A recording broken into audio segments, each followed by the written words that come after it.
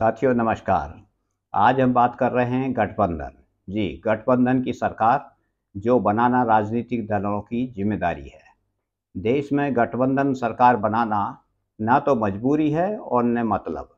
यह लोकतंत्र की बाध्यता है, जनता की जरूरत है तथा राजनीतिक दलों की जिम्मेदारी है, जिसके ठोस कारण भी हैं।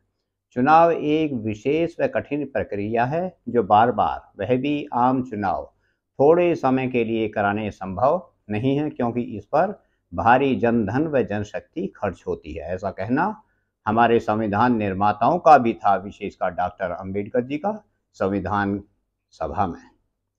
इससे पहले हम आगे बढ़ें, आपसे विनती है, यदि आपने इस चैनल को सब्सक्राइब नहीं किया है तो कृपया सब्सक्राइब कर लें, लाइक व शेयर भी करें।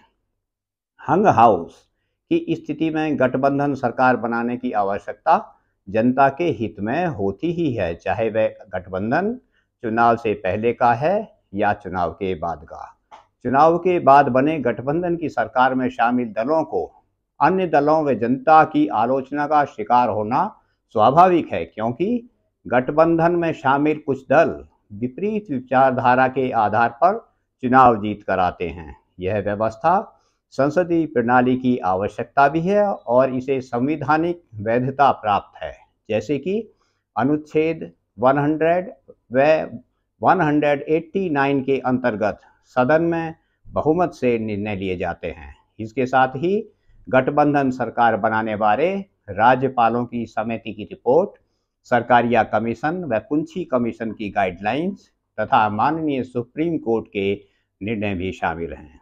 गठबंधन बनने की स्थिति पैदा होने का एक कारण यह भी है कि कभी कभी सत्ताधारी दल की जनता में ख्याति कम होने लगती है और सामान्यतः उसे अगले चुनावों में गठबंधन की आवश्यकता हो जाती है। यही नहीं, गठबंधन के बावजूद अगले चुनाव तक उस दल की ख्याति कभी कभी चुनौती भी बन जाती है। ऐसा कुछ दशकों के घटनाक्रमों से देखा भी जा सकता है। यहाँ तक कि एक एक वोट की आवश्यकता होती है, जैसे कि श्री गिरधर गोमांग जी के एक वोट से अप्रैल 1990 में केंद्र की सरकार गिर गई थी।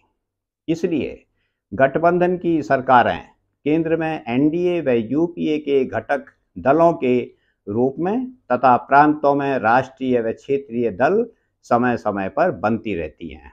ऐसा नहीं है कि ऐसी व्यवस्था कोई नई है या संविधान बनने के बाद पैदा हुई है। यह आज़ादी से पहले भी थी और बाद में भी कंटिन्यू है। सितंबर 1946 में बनी पहली भारतीय सरकार इंडियन नेशनल कांग्रेस व इंडियन मुस्लिम लीग से मिलीजुली सरकार बनी थी। 1921 से 1946 तक की कई प्रांतीय चुनावों में, विशेषकर 1937 के बाद से मिलीजुली सरकारें बनी, क्योंकि कई प्रांतों में कोई दल मेजॉरिटी हासिल नहीं कर पाया था। जहां तक हरियाणा का प्रश्न है, अलग हरियाणा प्रदेश 1966 में बना, तब संयुक्त पंजाब से हरियाणा के हिस्से में आए 54 सदस्यों द्वारा पहली कांग्रेस की बहुमत की सरकार बनी। हरियाणा में 1967 के पहले चुनावों में ही दूसरी विधानसभा में गठबंधन की सरकार बनी, जो कुछ दिन ही चली। इसी तरह 1982-87 की फिर सरकार गठबंधन की बनी, जिसके दौरान 1985 में दल बदल कानून भी आया और भारी मात्रा में इस बीच दल बदल हुआ। 1996-99 में फिर दो बार गठबंधन की सरकार बनी और इस दौरान दल बदल भी हुआ। 2005 में हालांकि आईएनएलडी बहुमत में थी, परंतु यह भी गठबंधन की सरकार जैसी ही थी।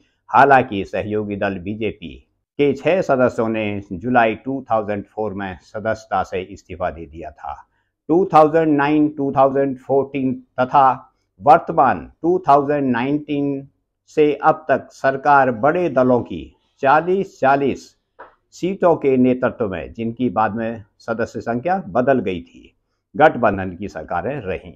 वर्तमान हरियाणा में गठबंधन की विशेषता यह कही जा सकती है कि 1985 में दल बदल कानून आने के बाद गठबंधन की सरकार के सहयोगी दलों में चाहे 2009, 2014 की हो या 1996, 1990 की या 1982-87 की, इनमें थोड़े समय में ही दल बदल व सरकार टूटने के घटनाक्रम पैदा हुए। वहीं वर्तमान 2019 के गठबंधन में दल बदल या गठबंधन की स्थिरता 4 वर्ष के अंतराल पर भी यथावत है।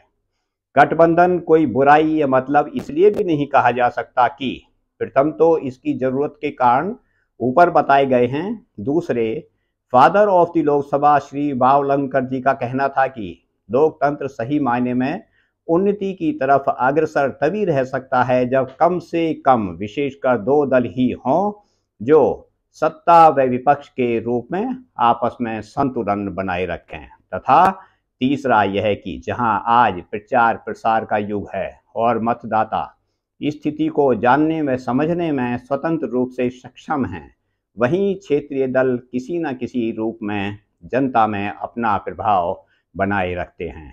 ये तथ्य गठबंधन सरकार की संवैधानिक कानूनी बाध्यता, आवश्यकता व जिम्मेदारी की धारणा के कारण है, जिसकी स्थिरता इसके उच्च नेतृत्व की दूरदर्शिता पर निर्भर करती है। धन्यवाद।